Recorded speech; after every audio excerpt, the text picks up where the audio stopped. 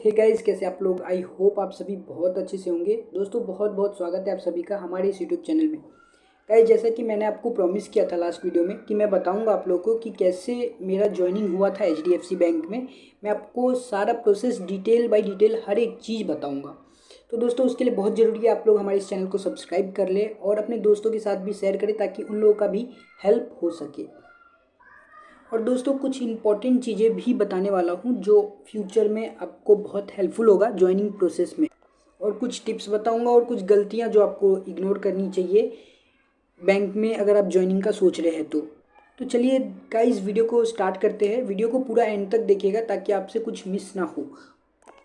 तो गाइस ये जो ज्वाइनिंग मैं करवाने वाला हूँ, ठीक है, वो कौन कौन से लोग कर सकते हैं, कौन कौन से लोग एलिजिबल हैं इनके लिए। तो सबसे पहले आपको ये ध्यान रखना है कि बैंक में आप जब भी ज्वाइन कर रहे हो तो आपका ग्रेजुएशन कंपलसरी उनमें मांगता ही है, तो ग्रेजुएशन होना ही चाहिए। तो सिंपल सी बात है, जिनका ग्रेजुएशन हुआ है वो ज्वाइन कर सकते हैं, या जिनका ग्रेजुएशन का लास्ट सेमिस्टर एग्ज़ाम दे दिए हैं, रिजल्ट आना बाकी है, तो वैसे लोग भी ये प्रोग्राम को कर सकते हैं। ठीक है, आगे डिटेल हम बाद में देखेंगे, जैसे जैसे मैं प्रोग्राम डिटेल में जाऊंगा आपको बता दूंगा। बाकी दोस्तों यही है वो program, H D F C agile banker program. ठीक है, ये देखो H D F C agile banker program, इसी के थ्रू मेरा ज्वाइनिंग हुआ है एच डी एफ सी में। ठीक है, तो आप लोग भी इसके थ्रू ज्वाइनिंग कर सकते हैं एच डी एफ सी में। सो अगर आप लोग इंटरेस्टेड है तो सबसे पहले क्या करिए, आप लोग ना आपको ये फॉर्म भरना रहता है। ये देखो ये अप्लाई नाउ है, आपको ये फॉर्म भरना पड़ेगा। फॉर्म भरने के लिए पहले आपका name, gender, mail ID. Guys mail ID एक बार जो डालेंगे उस पर ही सारा मेल आता है, तो मेल आईडी आपको ऐसा डालना है जो एक्टिव हो और जिसको आप रेगुलर बेसिस पे चेक करते रहे। मोबाइल नंबर डालना है जो कि कम्युनिकेशन के लिए रहेगा। और ये जो यहाँ पे ऑप्शन है ये दोनों, ये आपका स्टेट और डिस्ट्रिक्ट सेलेक्ट करने के लिए दिया गया है। तो दोस्तों डेमो के लिए मैं इसको फिल करके बताता हूँ क्या है। ठीक है, सो गाइज आप लोग इस तरीके से जो डिटेल है वो फिलअप कर सकते हैं। देखो मैंने एग्जांपल के लिए आपको दे दिया है। जो फर्स्ट राम नाम जो है राम है, mail, email ID, mobile number और आपको स्टेट और आपका डिस्ट्रिक्ट ये सेलेक्ट करना होता है। तो ये तो हो गया अप्लाई करने का प्रोसेस। उसके बाद आप सबमिट करेंगे तो आपका एप्लीकेशन हो जाएगा। उसके बाद आपको मेल पे एक मेल आएगा, वहाँ से जाके आपको बाकी के अदर्स डिटेल जो एम्प्लॉयमेंट डिटेल हो गया, एजुकेशन डिटेल, वो सब भी फिल करना रहता है। ठीक है, चलिए तो ऊपर जाते हैं, ये देखते हैं। गाइस सबसे मेन चीज़ मैं बताना भूल गया, ये देखो ये जो BIFS एकेडमी है इनका कोलैबोरेशन है। ठीक है, मैं जो निकला था वो मेरा फर्स्ट ही बैच था जिससे मैं क्लियर किया था। हम लोग जो निकले थे फर्स्ट बैच से निकले थे। फर्स्ट बैच में total I think so approx 70 students थे, तो फर्स्ट बैच क्लियर किए थे, तो मैं भी फर्स्ट बैच में ही था। तो जो BIFS एकेडमी है उनके साथ फर्स्ट बैच ही था, HDFC ने भी टाइप किया था उनके साथ। और अभी जो ये है ना BIFS एकेडमी, इनको फिक्स कर दिया है। अभी आप लोगों का जो भी ट्रेनिंग वगैरह रहेगा यही प्रोवाइड करेंगे। गाइज बहुत अच्छा ट्रेनिंग रहता है, 20 डेज़ का सारा ऑनलाइन ट्रेनिंग रहता है। जैसा मेरा ट्रेनिंग चल रहा था सुबह से था, मतलब सुबह 8 बजे से आप पकड़ के चलिए ना 5 बजे तक का ट्रेनिंग रहता है। बीच में गैप देते हैं लंच वगैरह के लिए, डिनर वगैरह के लिए। बाकी ट्रेनिंग रहता है, हर एक टीचर का अलग अलग सेशन रहता है, वो आके अटेंड करना रहता है हमको। तो ऊपर जाते हैं देखते हैं। तो ये देखिए गाइज, जो प्रोग्राम ड्यूरेशन है 20 डेज़ का रहता है। ऑफकोर्स 20 डेज़ का रहता है, बट मैं आपको ये भी क्लियर कर देता हूँ कि ज्वाइनिंग प्रोसीजर जो है उसमें काफ़ी टाइम लगता है। ठीक है, आप पकड़ के चल सकते 2 महीने तक, या हो सकता है मैं फर्स्ट बैच में था इसकी वजह से डिले हुआ, बाकी आप लोगों का और जल्दी प्रोसेस हो जाए। जो प्रोग्राम रहता है वो 20 डेज़ का ही रहता है, इससे ज़्यादा नहीं रहता है। बाई चांस हो सकता है आपका अगर हॉलीडे वगैरह हुआ रहेगा बीच में और लेक्चर्स मिस हुए रहेंगे तो ये एक्सटेंड होता है, वैसे चांस नहीं है। ठीक है, आपको ये ऑनलाइन रहेगा, पूरा पूरा ऑनलाइन रहेगा। इसमें सब कुछ ऑनलाइन, मतलब देखो आपको पढ़ाएंगे भी ऑनलाइन ही और आपका टेस्ट वगैरह जो भी रहेगा वो भी ऑनलाइन ही होगा, एक ऐप के थ्रू। ऐप का डिटेल मैं बाद में आपको बताऊंगा।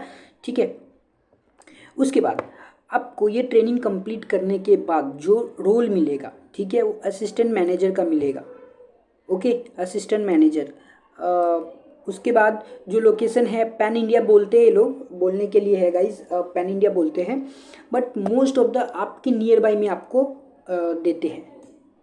ठीक है, तो आपको टेंशन लेने की जरूरत नहीं है, नियर बाई ही रहता है।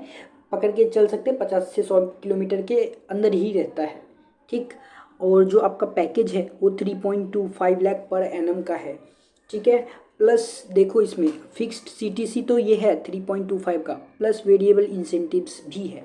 तो गाइज अगर आप, ठीक है, अच्छा नॉलेज रखते हैं और अच्छे से काम करते हैं तो आपको मैं बता दूं, जैसा कि मुझे पता है कि 3.25 तो आपका ये पैकेज हो गया, ठीक है, एलपीए का पैकेज हो गया।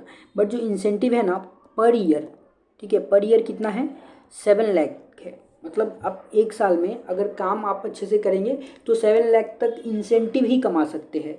सैलरी तो बाद की बात रही, तो सैलरी से ज़्यादा इंसेंटिव ही है, तो उसके लिए आपको काम आना चाहिए, ठीक है, काम करने आना चाहिए। तो अभी दोस्तों देखिए थोड़ा सा प्रोग्राम ओवरव्यू देख लेते हैं। ओवरव्यू मतलब क्या है इस प्रोग्राम में, ये आपको देखना है, ठीक है, देखते हैं। देखो एचडीएफसी बैंक एजाइल बैंक का program 20 day 140 hour incentive training intensive training, मतलब जो भी प्रोग्राम रहेगा 140 घंटे का रहेगा और वो भी ऑनलाइन ही रहेगा। फॉर किसके लिए है, सो गाइज जो ऑनलाइन ट्रेनिंग रहेगा आपका, जो भी रहेगा ऑनलाइन ही रहेगा, आप इतना समझ लो ऑफलाइन कुछ भी नहीं रहेगा। दो चीज़ें ऑफलाइन आपका, दो नहीं एक ही चीज़ें ऑफलाइन होने वाला है, वो है आपका एनआईएसएम। देखो एनआईएसएम का एग्ज़ाम जो होता है वो आपका ऑफलाइन होने वाला है, ये चीज़ को आपको ध्यान रखना है। आपके नियर बाई में सेंटर आएगा, आपको वहाँ पे जाके एग्ज़ाम देना है। और इसका जो फीस है वो 1500 है। इसके बारे में मैं बाद में बात करूँगा। ये आपका फर्स्ट टाइम जो रहता है, फर्स्ट टाइम, खाली फर्स्ट टाइम जो आपका बीआईएफएस से जो आप प्रोग्राम करते हैं तो बीआईएफएस एकेडमी ही पे करती है, आपको पे भी नहीं करना रहता है। तो अगर फर्स्ट टाइम में आप क्लियर कर गए तो वेल एंड गुड गाइज, मेरा फर्स्ट टाइम में ही क्लियर हो गया था। बहुत इजी रहता है, अगर आप लोगों ने सिलेबस किया है तो कुछ भी मुश्किल नहीं रहेगा आप लोगों के लिए, आप तो यू उड़ा दोगे, ठीक है।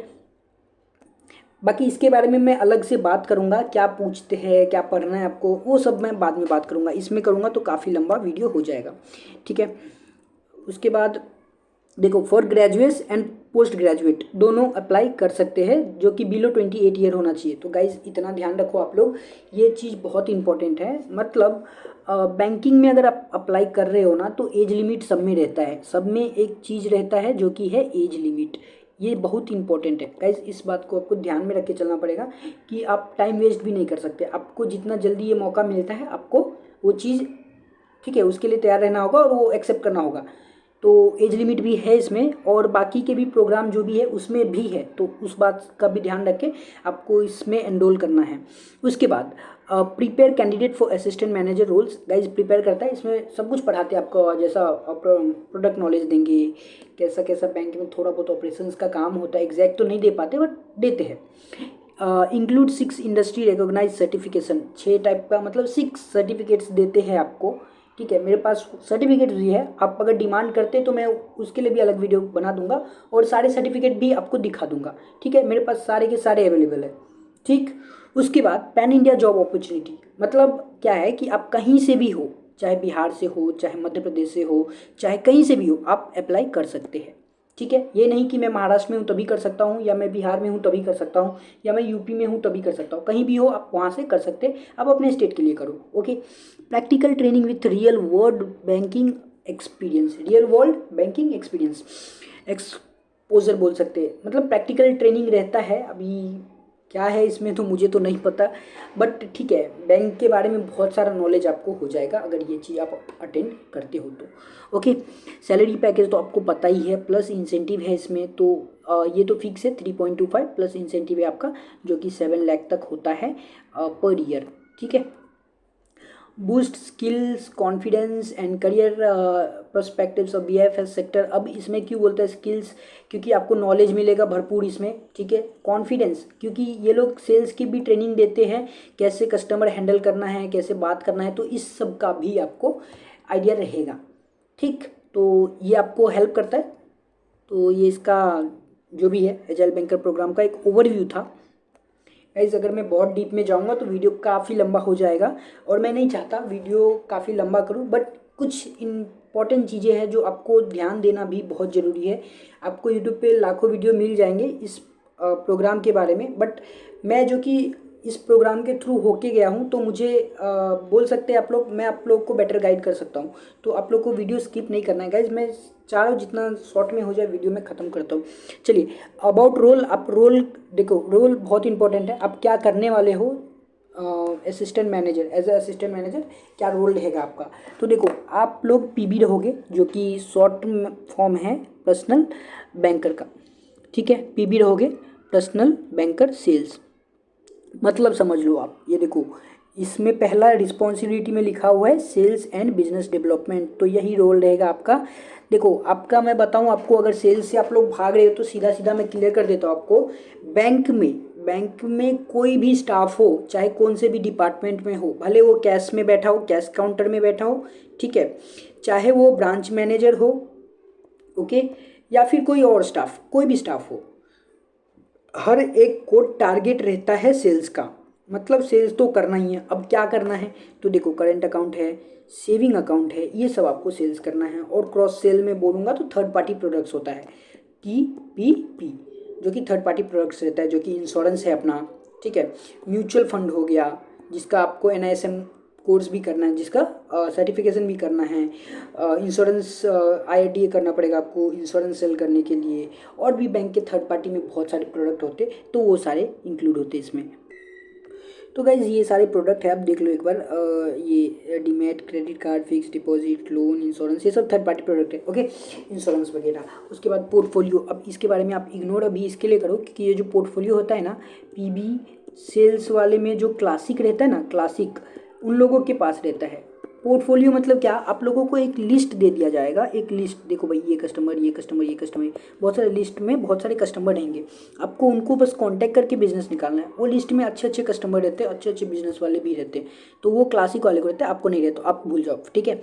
उसके बाद आप ये भी ध्यान देना गाइस, आपको जो काम है वो ब्रांच में बैठ के भी करना है और बाहर भी जाना हो सकता है, तो ये चीज़ का भी ध्यान रखना है। मोस्ट ऑफ द आपको बाहर से ही बिजनेस लाना है। जो पीबी सेल्स क्लासिक रहता है उन लोगों को अपने पोर्टफोलियो में से बिजनेस लाना रहता है। जो कस्टमर रहते हैं प्री मैप्ड, उन लोगों को एक पोर्टफोलियो मैप होता है, उसमें कस्टमर के नाम लिस्ट वगैरह रहता है, तो उनके थ्रू बिजनेस लाना रहता है।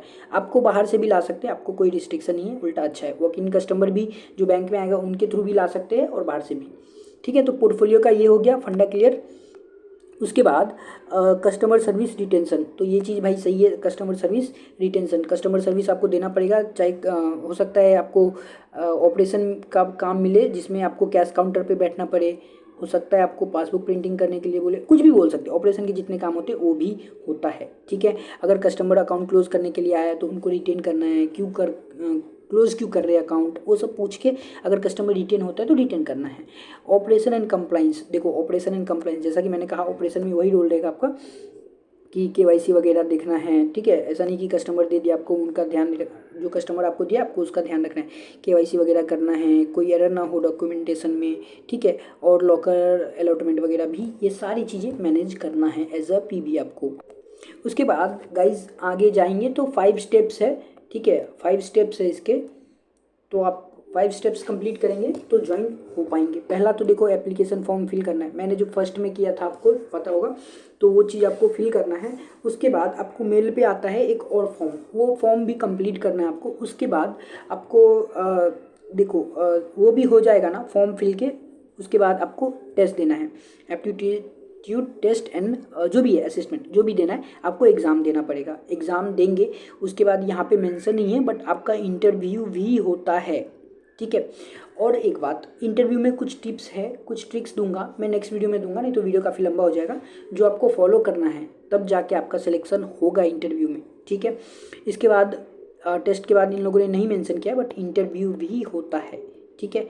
इंटरव्यू होने के बाद, ठीक है, अगर आप टेस्ट क्लियर करते हैं तब इंटरव्यू होगा, इंटरव्यू हो जाएगा, इंटरव्यू में सिलेक्ट हो जाएंगे, तब जाके आपको प्रोग्राम का ऑफर आता है। देखो 20 दिन का प्रोग्राम है बराबर, तो फीस जो है आपको 2 पार्ट में पे करना है।